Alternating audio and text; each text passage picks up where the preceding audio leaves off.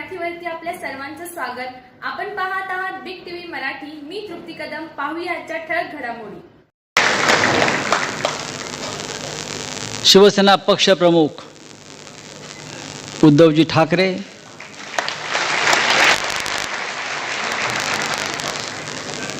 महाराष्ट्र ज्यांच्याकडे फार मोठ्या आशेनं अपेक्षेनं पाहतो आहे अशा आपल्या सगळ्यांचे लाडके युवा सेना प्रमुख आदित्य ठाकरे, व्यासपीठावरील सर्व शिवसेनेचे नेते पदाधिकारी, आजचा दिवस ऐतिहासिक आहे। हिंदू हृदय सम्राट शिवसेना प्रमुख बाळासाहेब ठाकरे यांच्या संघर्षाची आठवण आणि स्मरण करून देणारा आजचा दिवस आहे। मी ऐतिहासिक यासाठी म्हणतो उद्धवजी, 19 जून 1966 या दिवसाला जे महत्त्व होतं ते आज 19 जून 2024लाही तेच महत्त्व आहे।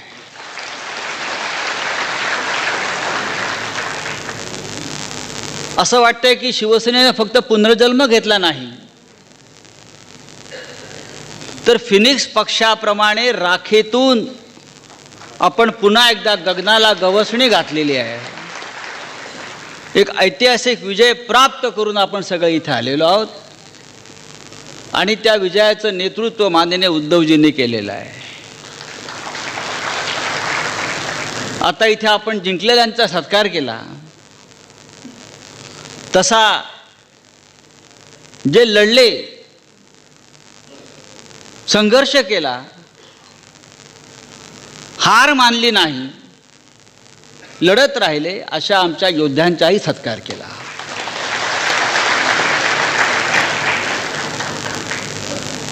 हा छत्रपती शिवाजी महाराजांचा महाराष्ट्र आहे आणि हा महाराष्ट्र तुमच्यासारख्या फडतूस लोकांपुढे झुकणार नाही, हे मोदी आणि शहांना, या दोन आक्रमणकारांना ज्यांनी ठणकावून सांगितलं आणि कृतीने सिद्ध करून दाखवलं, अशा माननीय उद्धव ठाकरे आपले सरसेनापती, आपले सेनापती ह्यांच्याकडे संपूर्ण देश आज एका अपेक्षेने पाहतो आहे। मोदी आणि शहांचा पराभव अशक्य आहे।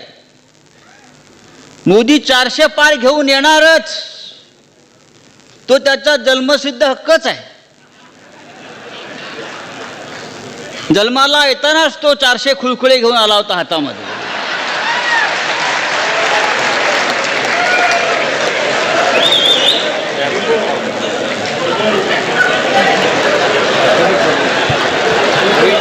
काय म्हटले?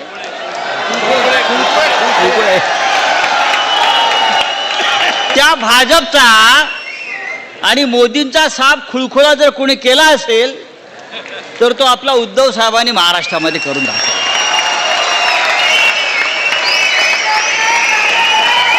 शिवसेना संपवायला निघाले होते। शिवसेना कुठे आहे? अरे शिवसेना अशी संपते काय? शिवसेना संपणार नाही। भगवान शंकरानं हलाहल प्राशन करताना एक थेंब जमिनीवर पडला, त्या थेंबातून निर्माण झालेली ही शिवसेना हलाहल प्राशन करून उभी आहे। आम्ही अनेक हलाहल पचवून इकडे उभे आहोत। तुम्ही आमच्यावरती असे किती अघोरी प्रयोग करा, आमच्यावर काय ते चालणार नाही। तुम्ही किती रेडे कापा। आज तिथे काय ते डोम ना, त्या डोम मध्ये डोमकावळे जमले आहेत।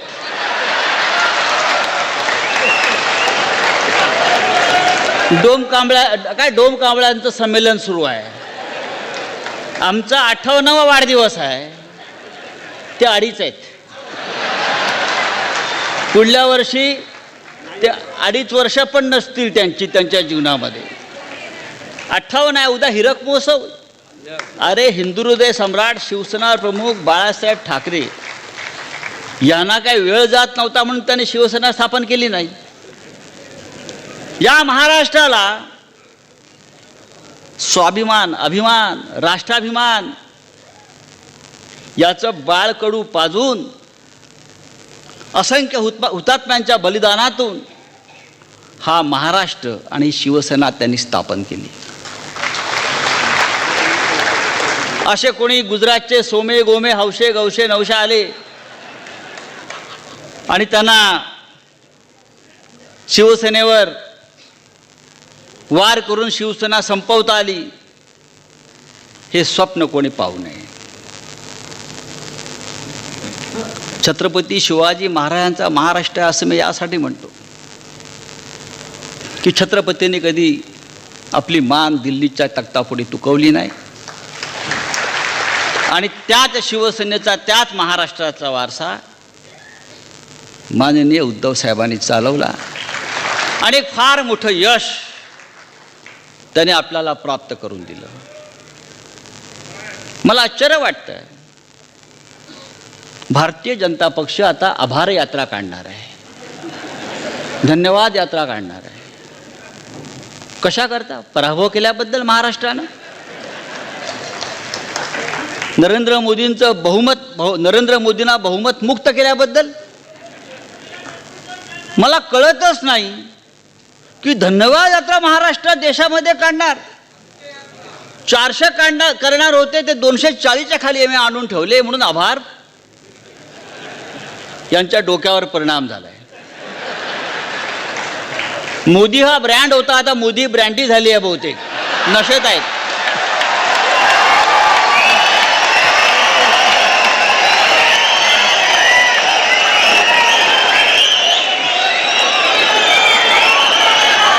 आता ते ब्रँडीचे 2-2 घोटे मारतायत. हा काय ब्रँड राहिला नाही, ही आता देशी ब्रँडी झालेली आहे आणि त्या ब्रँडीच्या नशेमध्ये त्यांना असे काहीतरी थेरं सुचतायत. आभार यात्रा, अरे हरलाय, तुमचा पराभव झालाय, तुम्हाला महाराष्ट्राने झिडकारलाय, नाकारलाय, लाथाडलाय. उत्तर प्रदेशमध्ये प्रभू श्रीरामाचं प्राणप्रतिष्ठा केली. अयोध्या, रामाचा फोटो एवढा. म्हणजे मला तरी वाटायचं त्या राम मंदिरामध्ये प्रतिष्ठा प्रभू श्रीरामाची आहे की मोदींची आहे. मी 4 तास टी व्ही पाहत होतो, मला प्रभू रामाची मूर्ती दिसली नाही, फक्त मोदी दिसत आहेत, मोदी दिसत आहेत, मोदी दिसत आहेत. आता मोदींना राम दिसला असेल, रामाने त्यांना लाच घातल्यावर.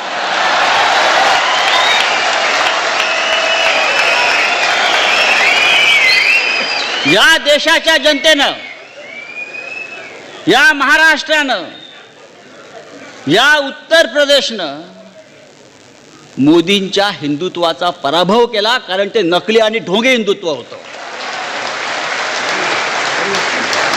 आणि महाराष्ट्रामध्ये भास्करराव आपण म्हणताय ते खरं आहे, सट्टा लागला त्यांना. बघा, त्यांना सत्ता लागलाय, सत्ता, सत्ते पे सत्ता. पण हा त्यांना शेवटचा आकडा आहे. यानंतर त्यांचा आकडा या महाराष्ट्रामध्ये लागणार नाही. हा सट्टा बाजार, हा स्टॉक एक्सचेंज, हा शेअर बाजार, हा नेहमी तात्पुरता असतो, कधी कोसळतो. दिल्लीतही कोसळणार आहे आणि महाराष्ट्रातही कोसळणार आहे. कसला स्ट्राईक रेट हो, कसला स्ट्राईक रेट. स्ट्राईक रेट महाराष्ट्रामध्ये वाढलाय तुमच्या बेईमानीचा, गद्दारीचा, आणि तो आम्ही खाली आणू. 7 जागा मिळाल्या, त्यातली अमोल कीर्तीकरांची जागा आपण जिंकलेली जागा आहे, ती आपण पुन्हा जिंकू. या देशामध्ये भारतीय जनता पक्षाच्या 110 जागा या 500 ते 1000च्या फरकाने जिंकलेल्या आहेत. 500 ते 1000, 110 जागा 500 ते 1000, म्हणजे तो विजय मला मानता येणार नाही. जसा अमोल कीर्तीकरांचा विजय चोरला तसे हे 110 विजय त्यांनी चोरले. नाही तर भारतीय जनता पक्ष हा 120लाच अडकलेला आहे. 120. 120च्या पुढे भारतीय जनता पक्ष गेलेला नाही. नरेंद्र मोदी लोक म्हणतात ते हारलेच होते. अमोल कीर्तिकरांच्या प्रमाणे त्यांचा विजय शेवटी खेचून आणला. देशाचे प्रधानमंत्री 5 फेऱ्या, पहिले 3 तास पिछाडीवर पिछाडीवर पिछाडीवर पिछाडीवर. जिथे जिथे हिंदुत्व, जिथे जिथे मंदिरं, तिथे तिथे भाजपचा पराभव झालाय, लक्षात घ्या. वाराणसीमध्ये हरता हरता वाचले, अयोध्येमध्ये हरले, रामटेकला हरले, रामेश्वरमला हरले, चित्रकूटला हरले, सती राणीला हरले, नाशिकला पंचवटीला हरले. जिथे राम तिथे त्यांचा पराभव. हे यांचं हिंदुत्व. ही पैशाची मस्ती चालणार नाही, कुठे चालणार. आता काय, तो वारकऱ्यांना सुद्धा ते लाच द्यायचा प्रयत्न करतायत. आपण पाहिलं असेल आज की वारकरी म्हणजे आतापर्यंत त्यांनी मतं कशी विकत घेतली. ही मंडळं विकत घ्या. अरविंद सावंत कुठे आहेत? बरोबर ना. क्रिकेटच्या संघांना पैसे द्या, मंडळ विकत घ्या, मतं विकत घ्या. हा, विकत घ्यायचं, विकत. विजय विकत घ्या, सगळं विकत घ्या. आता काल मी ऐकलं की वारकऱ्यांना सुद्धा प्रत्येक दिंडीला 20,000 रुपये द्यायचे, म्हणजे वारकऱ्यांना विकत घ्या. वारकरी ही या महाराष्ट्राचा संस्कार आणि संस्कृती आहे. छत्रपती शिवाजी महाराजांना तुकोबा रायानं एक चांदीच्या ताटात नजराणा पाठवला. तो नजराणाही तुकोबा रायांनी परत पाठवला वारकरी म्हणून. त्यांनी सांगितले, त्यांचा वारकरी संप्रदाय. आणि तुकोबांनी सांगितलं, आम्ही नेणे सुखी, म्हणा विठ्ठल विठ्ठल मुखी. ये र तुमचे वित्त धन, मज मृतिके समान. हे तुमचा नजराणा, हे तुमचे पैसे मला माती समान आहे. आम्ही स्वाभिमानी वारकरी आहोत. आम्हाला हे राजाचे नजराणे नकोत, आम्हाला विकत घ्यायचा प्रयत्न करू नका. पण या महाराष्ट्रामध्ये हे मस्तवाल सरकार प्रत्येकाला विकत घ्यायचा प्रयत्न करत आहे. आणि त्यांच्या छाताडावर पाय रोवून उद्धव साहेबांनी हा विजय आपल्याला मिळवून दिलेला आहे. मी शेवटी इतकंच सांगेन, आज का फार मोठा आपण सांस्कृतिक कार्यक्रम ठेवला नाही. तो पाहायचा असेल तर डोमकावळ्यांचा कार्यक्रम तिकडे सुरू आहे, ते जाऊन तुम्ही बघू शकता. मी इतकंच सांगेन की ह्या निवडणुकीनं आपल्याला एक चांगला संदेश दिला. आपण तो प्रखर हिंदुत्ववादी म्हणून स्वीकारला पाहिजे. हा संदेश आपल्याला नाही, हा संदेश सगळ्यांना आहे. महाभारत आणि रामायण हे आपले 2 पवित्र ग्रंथ आहेत हिंदुत्वाचे. रामायणाने सांगितलंय, सोन्याचं हरिण नसतं बाबा, मृगजळाच्या मागे लागू नका. हे शिंदे अजित पवार मृगजळ आहे, संपलं. सोन्याचं हरिण नाही. किडनॅप झाले, किडनॅप संपले. आणि महाभारतानं संदेश दिला की सत्तेची मस्ती चालणार नाही, बहुमताची दादागिरी चालणार नाही. तुम्हाला कधी खाली उतरवलं जाईल आणि तुमचा सत्यानाश होईल. हे 2 संदेश या निवडणुकीनं आपल्याला दिलेले आहेत. महाभारताच्या 13व्या अध्यायात एक फार छान प्रसंग आहे, तो सांगतो आणि हा विषय मी संपवतो. उद्धवजी, आपण ऐका.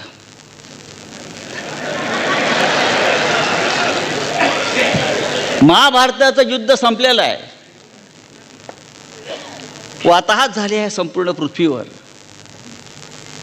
आणि श्रीकृष्ण आणि अर्जुन यांचा फार सुंदर संवाद आहे. श्रीकृष्णाने अर्जुनाला विश्वरूप दर्शन दिलं आणि या पृथ्वीवर जे जे काय चालू आहे ते दाखवलं. हाणामाऱ्या, संघर्ष, पक्षांतर, फोडाफोडी, सत्तेची खेचाखेची, विश्वासघात, ईडी, सीबीआय, मोदी, शहा, हे सगळं श्रीकृष्णांना अर्जुनाला दाखवलं. हे बघून अर्जुन अस्वस्थ झाला आणि श्रीकृष्णाला विचारलं हे जर असंच चालणार असेल, असंच होणार असेल, तर हे जग तरणार तरी कोणाच्या खांद्यावर? माझ्या खांद्यावरती असं श्रीकृष्णानं उत्तर दिलं नाही. श्रीकृष्ण म्हणाला, या जगामध्ये 4 अशी प्रामाणिक माणसं आहेत जे या समाजाच्या, देशाच्या कल्याणाचा विचार करतात, राष्ट्राच्या कल्याणाचा विचार करतात. त्यांच्या खांद्यावर हे जग तरतं आणि तरेल. आणि त्या 4 खांद्यांपैकी एक महत्त्वाचा खांदा उद्धव साहेब तुमचा आहे. म्हणून हे जग तरलेलं आहे, म्हणून हा समाज तरलेला आहे, आणि म्हणून हे राष्ट्र आणि हिंदुत्व तरणार आहे. आणि म्हणून मी सांगतो, या महाराष्ट्राचं नेतृत्व पुन्हा एकदा आपल्याकडे आपण घेणार आहोत, देशाचं नेतृत्व घेणार आहोत. आणि त्यासाठी आम्ही तुमच्याकडे आशेने, अपेक्षेने पाहतो आहे. जय हिंद, जय महाराष्ट्र.